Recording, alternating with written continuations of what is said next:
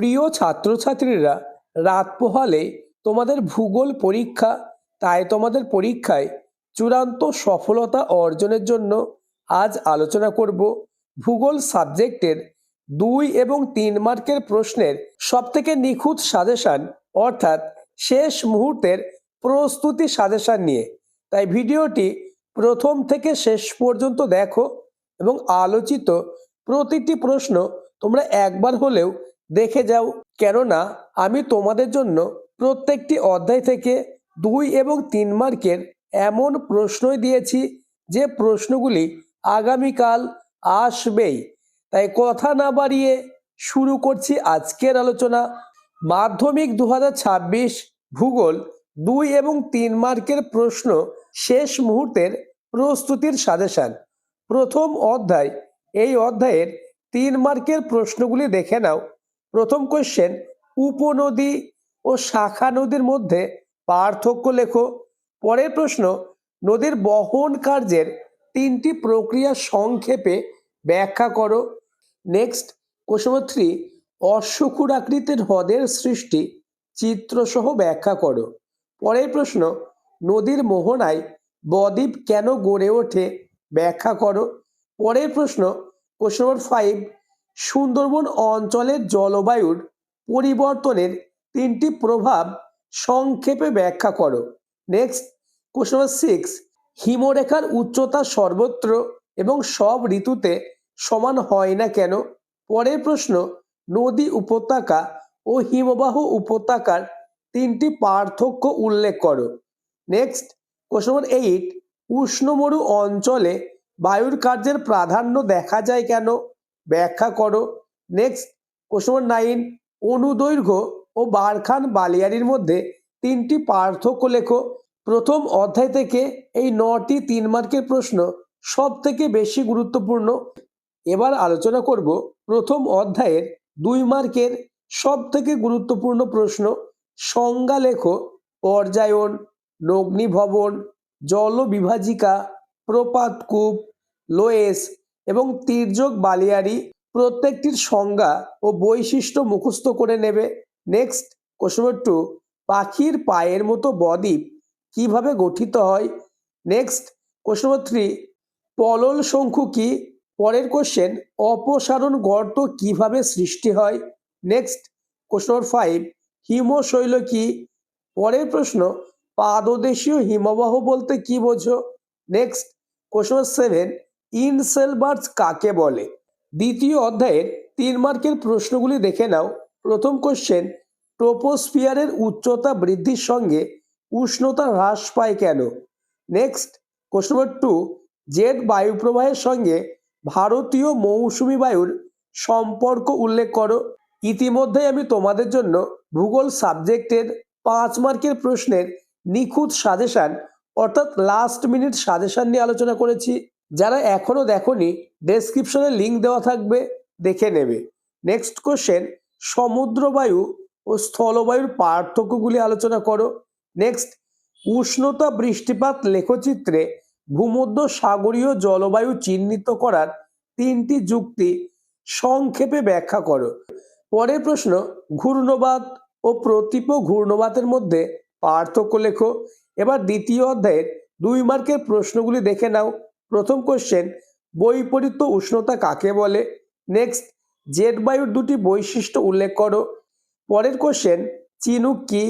Next, আন্তঃক্রান্তীয় সম্মিলন অঞ্চল অর্থাৎ ITCZ কাকে বলে। পরের প্রশ্ন, আপেক্ষিক আর্দ্রতা কি। নেক্সট, নিরপেক্ষ আর্দ্রতা বলতে কি বোঝো। পরের প্রশ্ন, শিশিরাঙ্ক বলতে কি বোঝো। এবার আলোচনা করব তৃতীয় অধ্যায়ের 3 মার্কের প্রশ্ন। এই অধ্যায় থেকে তোমরা শুধু একটি 3 মার্কের প্রশ্ন দেখে যাও। ভরা জোয়ার ও মরা জোয়ারের তুলনামূলক আলোচনা করো। এই অধ্যায়ে 2 মার্কের প্রশ্নগুলি দেখে নাও। প্রথম কোশ্চেন, সমুদ্র স্রোতের অথবা হিম প্রাচীরের সংজ্ঞা দাও। পরের প্রশ্ন, বানডাকা কি, সিজিগি কি, অ্যাপোজি জোয়ার বলতে কি বোঝো। নেক্সট, পেরিজি জোয়ার বলতে কি বোঝো। মাত্র এই কটি প্রশ্ন তোমরা তৃতীয় অধ্যায় থেকে দেখে যাও। নেক্সট, চতুর্থ অধ্যায়। তোমরা জানো এই অধ্যায় থেকে কোনো 5 মার্কের প্রশ্ন হয় না, 3 মার্কের 2 মার্কের এবং শর্ট প্রশ্ন থাকবে। অর্থাৎ তৃতীয় অধ্যায় থেকে একটি 3 মার্কের প্রশ্ন 100% থাকবেই। এই অধ্যায়ের প্রশ্নগুলি আলোচনার আগে চ্যানেলে নতুন হয়ে থাকলে চ্যানেলটিকে সাবস্ক্রাইব করে দেবে এবং ভিডিওটি তোমার বন্ধুদের মধ্যে শেয়ার করে দেবে। প্রথম কোশ্চেন, প্রকৃতি অনুসারে বর্জ্যের উদাহরণ সহ শ্রেণী বিভাগ করো। পরের প্রশ্ন, পরিবেশের উপর বর্জ্যের 3টি প্রভাব সংক্ষেপে আলোচনা করো। আলোচিত প্রতিটি প্রশ্ন মোস্ট ইম্পর্টেন্স। এই প্রশ্নগুলি পরীক্ষার আগে অন্তত একবার হলেও দেখে যাও, তাহলে ভূগোল সাবজেক্টে 2 এবং 3 মার্কের প্রশ্ন নিয়ে আর কোনো দুশ্চিন্তা থাকবে না। নেক্সট, কোশ্চেন নম্বর 3, বর্জ্য ব্যবস্থাপনায় শিক্ষার্থীদের যে কোনো 3টি ভূমিকা সংক্ষেপে আলোচনা করো। পরের প্রশ্ন, জৈব ভঙ্গুর ও জৈব অভঙ্গুর বর্জ্যের পার্থক্য লেখো। নেক্সট, বর্জ্য ব্যবস্থাপনার প্রয়োজনীয়তাগুলি উল্লেখ করো। নেক্সট কোশ্চেন, বর্জ্য কম্পোস্টিং পদ্ধতির প্রধান সুবিধাগুলি কি কি। এবং এই অধ্যায়ের 3 মার্কের লাস্ট প্রশ্ন, বর্জ্যের পরিমাণগত হ্রাস কিভাবে করা যায়। এই কটি প্রশ্ন থেকে একটি 3 মার্কের প্রশ্ন 100% কমন পাবে। এই অধ্যায়ের সব থেকে বাছাই করা 2 মার্কের প্রশ্নগুলি দেখে নাও।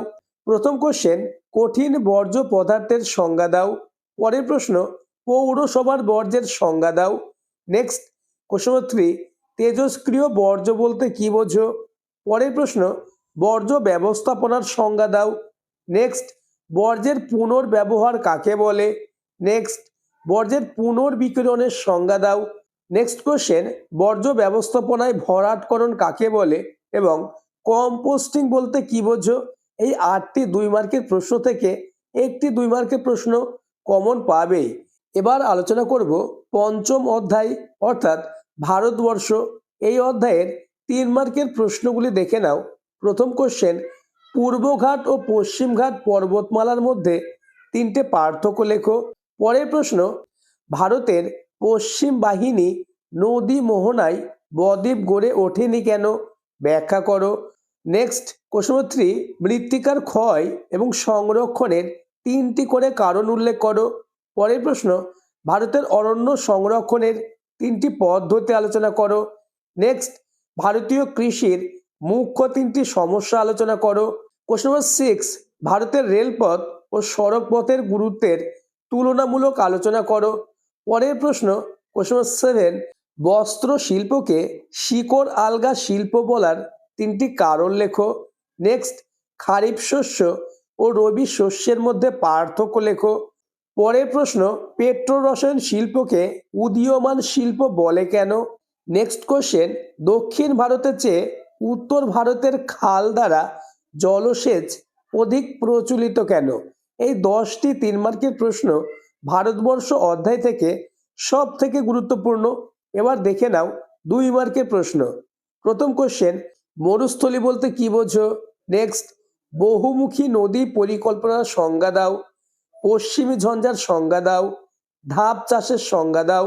পরের প্রশ্ন, সামাজিক বনসৃজনের 2টি সুবিধা উল্লেখ করো। নেক্সট, কৃষি বনসৃজন বলতে কি বোঝো। নেক্সট, বাণিজ্যিক ফসল কি। পরের প্রশ্ন, পাঞ্জাব হরিয়ানা অঞ্চলের কৃষি উন্নতির 2টি সুফল লেখো। নেক্সট, বিশুদ্ধ কাঁচামাল বলতে কি বোঝো। শিকড় আলগা শিল্প বলতে কি বোঝো। ভারী ইঞ্জিনিয়ারিং শিল্পের সংজ্ঞা দাও। এবং লাস্ট, উত্তর দক্ষিণ করিডোর কি।